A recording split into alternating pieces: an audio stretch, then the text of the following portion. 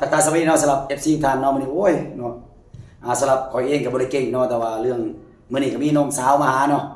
ถือว่าบางคนก็สิฮู้เพิ่นเนาะเพิ่นก็เคยมีผลงานเกี่ยวกับการร้องเพลงเนาะถือว่าเพิ่นก็ได้ประกวดอยู่ประเทศไทยหันเนาะปัจจุบันมันก็มีผลงานโดดเด่นเนาะเพิ่นให้มาประกอบข้อมูลภาษีเนาะตั้ง Facebook เพราะว่า Facebook ก็มื้อนี้ก็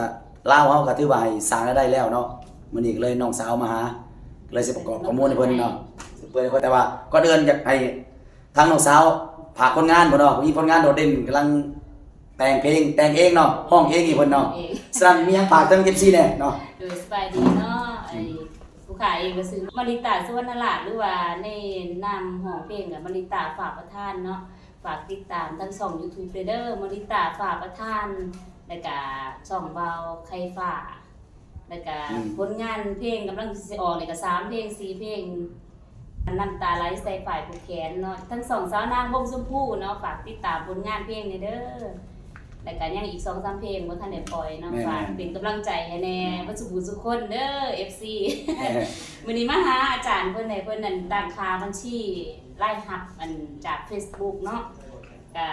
บ่ทันได้ตั้งเทื่อเนาะมีผู้ติดตามหลายเติบอยู่ประมาณหมื่นกว่าพุ่นล่ะมาหาอาจารย์ให้เพิ่นซอยจักหน่อยนึงเนาะอาจารย์เนาะได้ก็ฝากเด้ออาจารย์เด้อเจ้ายังยาเนาะยังยาสวยแต่ว่าสภาพอากาศไม่เนาะแต่ว่าเฮาบ่มีเครื่องอัดหรือว่าตามมีเสียงมันแทรกแซงก็ต้องขอโทษได้เนาะพออยู่ในสนามกีฬาเนาะมื้อนี้ก็คันนักกีฬามื้อนี้ได้ฝากห้องก็บ่เป็นหยังสุดท้ายเนาะฝากน้ำซีนะติดตามได้ผลงานเนาะสำหรับนะคลิปต่อไปเนาะว่าสิบอกว่าการตั้งค่า